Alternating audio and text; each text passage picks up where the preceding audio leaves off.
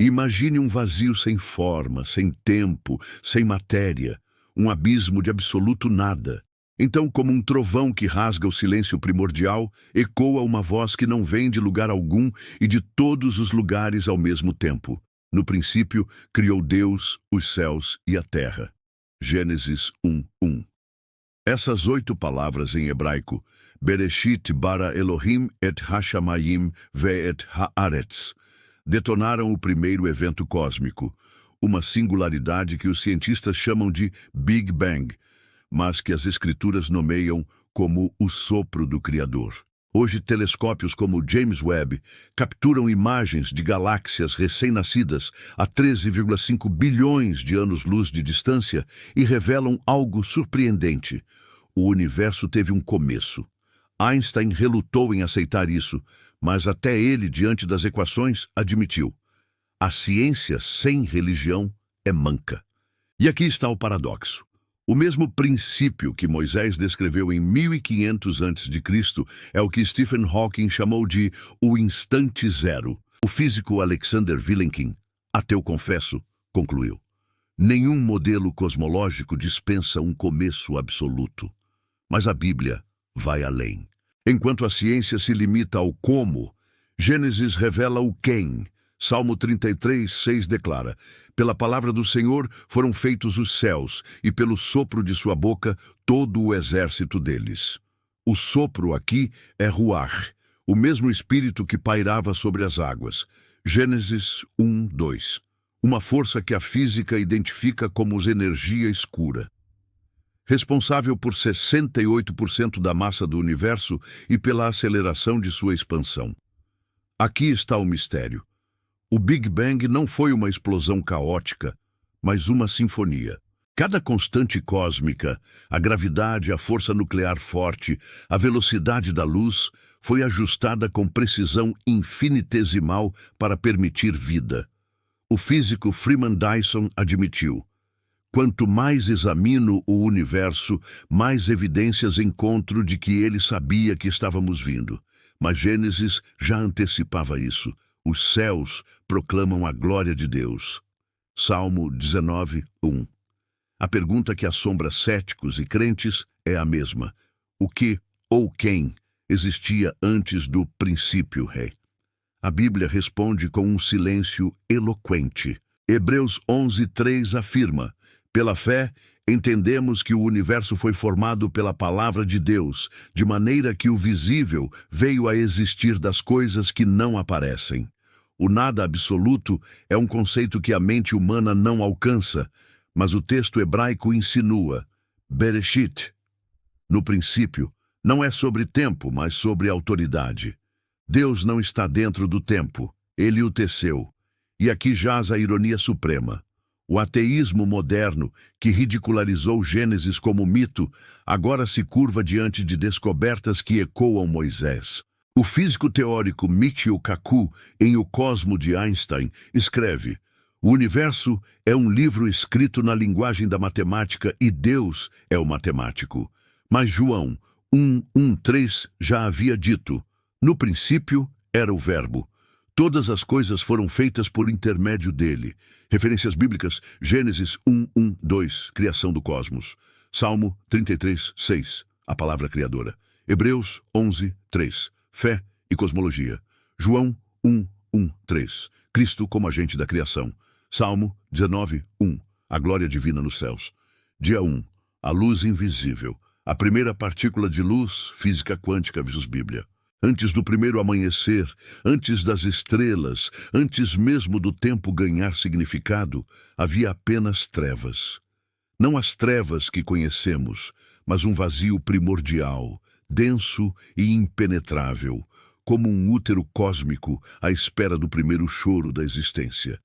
Então, como um raio cortando a noite eterna, a voz de Deus irrompeu: haja luz. Gênesis 1:3. E a luz surgiu.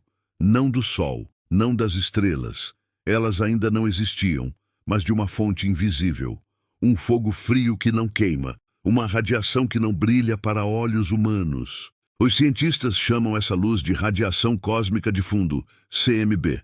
o eco fossilizado do Big Bang, detectado em 1965 por Penzias e Wilson.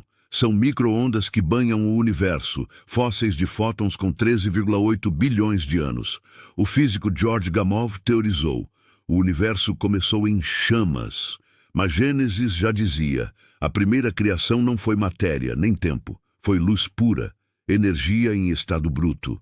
Aqui está o enigma. Como pode a luz existir antes do Sol? A Bíblia responde com um paradoxo que a ciência só começou a decifrar. O 2 Coríntios 4:6 revela: Deus iluminou nossos corações para que brilhe o conhecimento da glória de Deus na face de Cristo.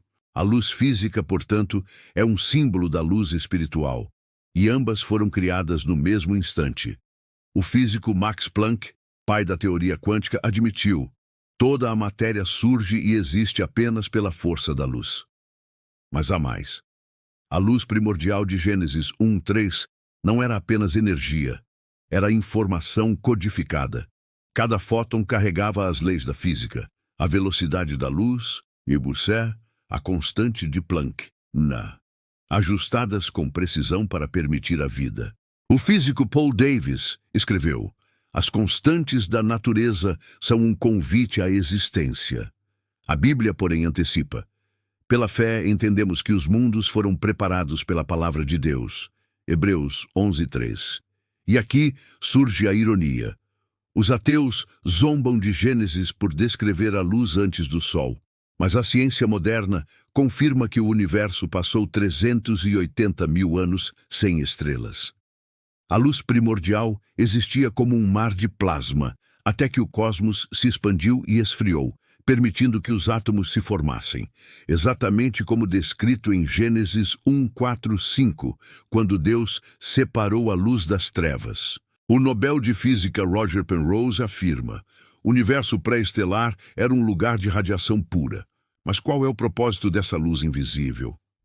1 João 1:5 responde: Deus é luz, e não há nele treva nenhuma. A luz do dia 1 não era apenas física, era a assinatura divina no tecido da realidade. O salmista exclama: tu te revestes de luz como de um manto. Salmo 104:2. E Isaías profetiza: a lua não te servirá de luz, mas o Senhor será a tua luz perpétua. Isaías 60:19. Uma promessa que ecoa desde o primeiro haja luz. Científico. Se a luz do dia 1 era tão poderosa, por que Deus criou o sol depois? A resposta envolve um segredo cósmico escondido em Jó 38:19-20. Onde está o caminho para a morada da luz? Acaso tu a conheces? Referências bíblicas: Gênesis 1:3-5, criação da luz. 2 Coríntios 4:6, luz física e espiritual. Salmo 104:2, Deus vestido de luz. Isaías 60:19, Deus como luz eterna. Hebreus 11:3, preparação dos mundos. Dia 2, o céu como um laboratório divino. Como o firmamento desafia a teoria do multiverso e revela o propósito cósmico. No segundo dia, Deus não criou estrelas, nem planetas, nem mesmo o ar que respiramos. Ele criou algo mais misterioso, o firmamento. Gênesis 1:6-8. A palavra hebraica raquia, traduzida como expansão ou de abóbada, descreve uma barreira invisível, uma membrana cósmica que separa águas de águas. Para os antigos, isso significava o céu azul que sustenta as nuvens. Para a ciência moderna, é uma pista sobre a estrutura do espaço-tempo. Imagine um universo recém-nascido, fervilhando de energia. Deus, como um ourives celestial, martela o caos primitivo e forja duas camadas de águas. Uma abaixo, os oceanos terrestres, e uma acima, um véu de vapor ou um reservatório cósmico. O salmista ecoa: estendeu os céus como cortina e fez das águas o seu cenário. Salmo 104:2-3. Mas o que são essas águas superiores? Alguns teólogos sugerem um dossel de vapor que envolvia a terra pré-diluviana, filtrando raios UV e criando um efeito estufa perfeito. Outros veem aqui uma metáfora para as dimensões cósmicas, o céu dos céus, Deuteronômio 10, 14, que abriga galáxias e matéria escura. A ciência, porém, traz revelações surpreendentes. O físico Brian Greene, em O Tecido do Cosmos, descreve o espaço como uma entidade maleável, distorcida pela gravidade e expandindo-se aceleradamente. O firmamento de Gênesis, longe de ser uma cúpula rígida, assemelha-se ao tecido do espaço-tempo de Einstein, uma estrutura dinâmica que Deus esticou como um oleiro expande argila. Isaías 42, 5. E aqui está o mistério. O universo não apenas se expande, mas o faz em ritmo preciso. Se a taxa de expansão fosse 0,1% mais lenta, colapsaria 0,1% mais rápida e as galáxias jamais se formariam. Mas por que separar águas de águas? A resposta está na preservação da vida. As águas superiores podem simbolizar a proteção cósmica, a camada de ozônio, o campo magnético terrestre ou até mesmo o vácuo espacial que nos isola do frio absoluto. Jó 37:18 questiona: podes como ele estender o firmamento sólido como espelho fundido? A NASA confirma, o vácuo entre a Terra e o Sol é tão estável que permite a fotossíntese há bilhões de anos. O ateísmo ridiculariza o firmamento como mito de uma Terra plana, mas a Bíblia nunca descreve o céu como uma cúpula física. Em vez disso, Jeremias 51:15 declara: ele estendeu os céus com seu entendimento. Uma afirmação que antecipa a geometria hiperbólica do universo. Até mesmo o multiverso, teoria favorita dos materialistas, é insuficiente para explicar a precisão do nosso cosmos. O físico Bernard Carr admitiu: se há multiversos, alguém precisa ajustar suas leis. Gênesis responde: os céus proclamam a glória do designer. Salmo 19:1. Científico: se o firmamento é tão perfeito, por que Deus o chamou apenas de bom? Gênesis 1:8, e não muito bom. A resposta está no dia 3, quando a Terra revelará o segredo escondido sob as águas. Referências bíblicas: Gênesis 1:6, 8, separação das águas.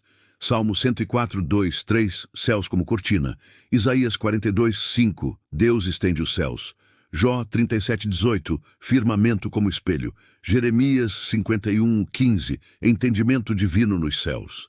Inscreva-se e ative o sininho para mais vídeo. Continua no próximo vídeo, parte 2.